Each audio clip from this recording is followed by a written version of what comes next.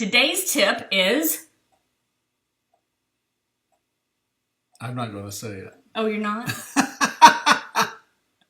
Give up your need to be right. See, I find that really hard for me since my last name is Wright. And from the time I was born, I heard my mother say, David Wright. And what I heard was David is right. Always. So this has been particularly helpful in our relationship. Yes, it has. Because we are both really strong-willed people. So giving up your need to be right is, even if you know that you are right, is not digging in and proving that you are right.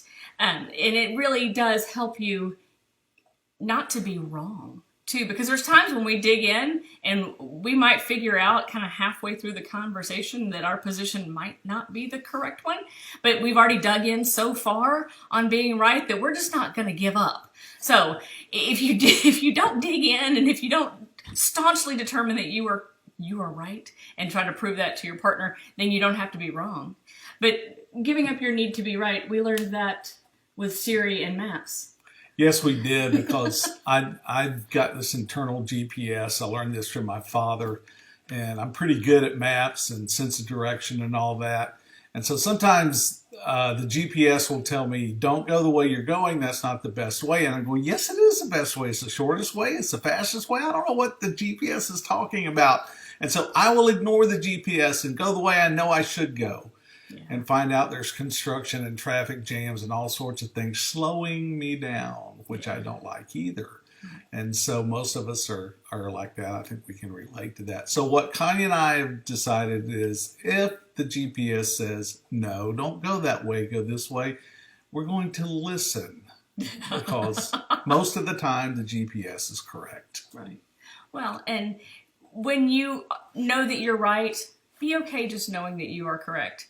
Because it's also going to give your partner what we call a golden bridge to come across.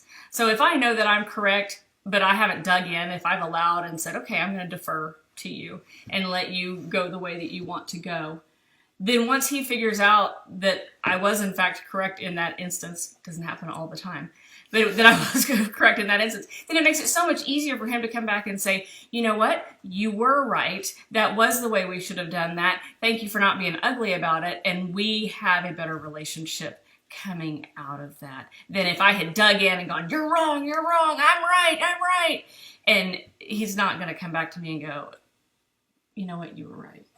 So it's okay to have differing opinions. Sure. And many times we do.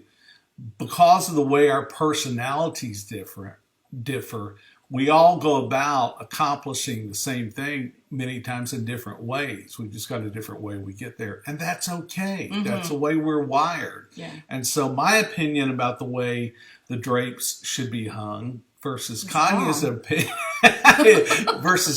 opinion is going to be different. Yeah. And that's okay. And to her point, many times we will be working on something, and I will share my opinion and she will share hers. And then we will go ahead and start working it through. And I will come back and go, you know what? I missed this. I didn't understand this. You were correct on this. You were right about this. And I apologize. And so let's do it your way. That's going to be the better way. And so, like she said, it creates that golden bridge for us to continue the conversation without having the stress, the angst, and the confrontation in it. Right. You really just set yourself up for being able to open communication instead of close it down. Yes.